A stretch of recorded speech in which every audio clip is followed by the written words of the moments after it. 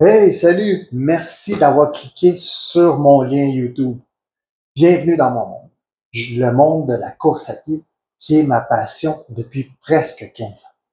Et je suis super content que tu en fasses maintenant partie. Premièrement, je veux te féliciter d'avoir pris action.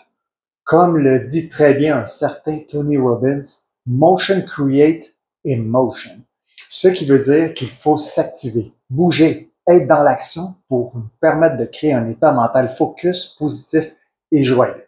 Et j'espère que la course à pied sera pour toi l'élément déclencheur vers un nouveau mode de vie plus sain et actif. Alors, sans plus tarder, laisse-moi t'expliquer les 5 piliers qui vont te permettre de débuter la course à pied sans te blesser. Pilier numéro 1, commence doucement et progresse intelligemment. Cela veut dire de débuter avec pas plus que 2 à 3 sorties lors de tes premières semaines que tu vas enfiler des chaussures. Ne fais pas plus que 20 minutes par session.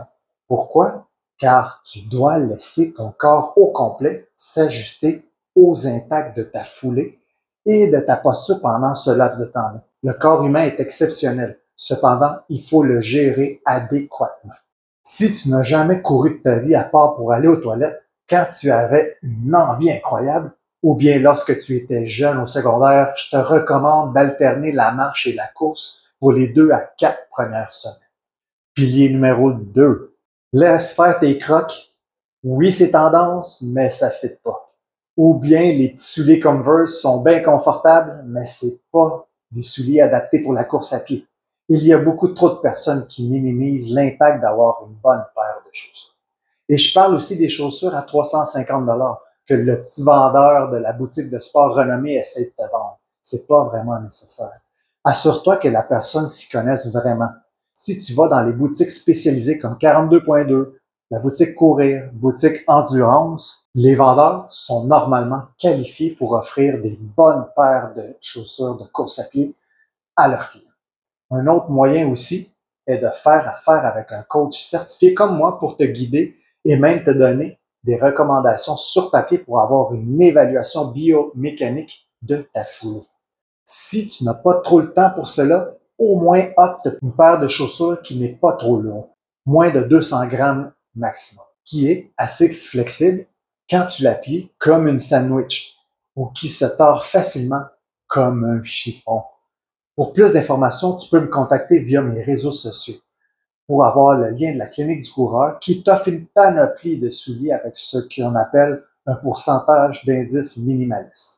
Cet indice est basé sur plusieurs critères, dont les 3 que je viens d'énumérer. Pilier numéro 3.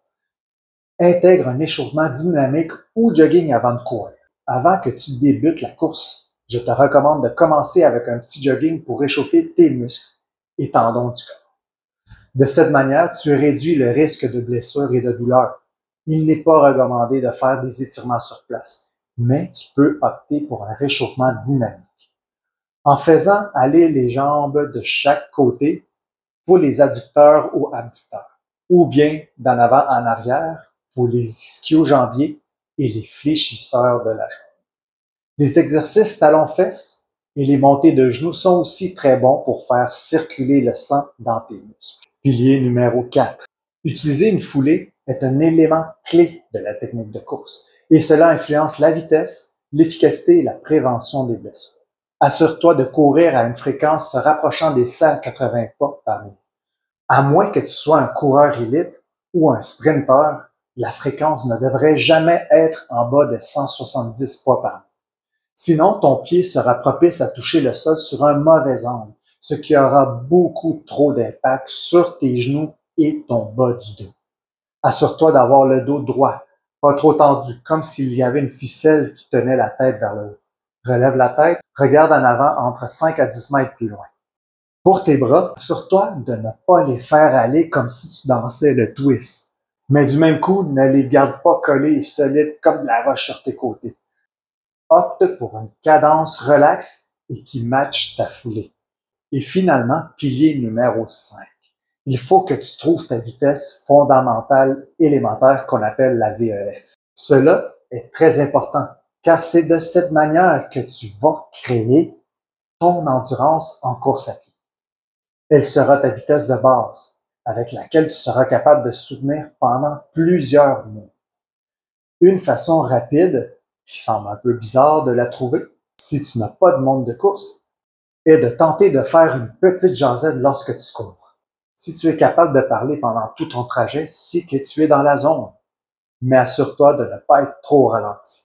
Il faut quand même que tu sentes un certain réchauffement de ton corps après 5 à 10 minutes. Voilà ce qui complète la vidéo des 5 piliers. Je te recommande de revoir cette vidéo à nouveau pour être capable de les mémoriser. Et si tu cliques sur mon lien plus bas, tu vas pouvoir télécharger le petit document avec des pages qui vont te permettre de prendre des notes, qui inclut aussi un calendrier. Sur cela, je te souhaite grand succès dans cette nouvelle aventure. Et n'hésite pas à t'abonner à ma chaîne YouTube et à mes réseaux sociaux Instagram et TikTok. Sur cela, je te souhaite bonne course.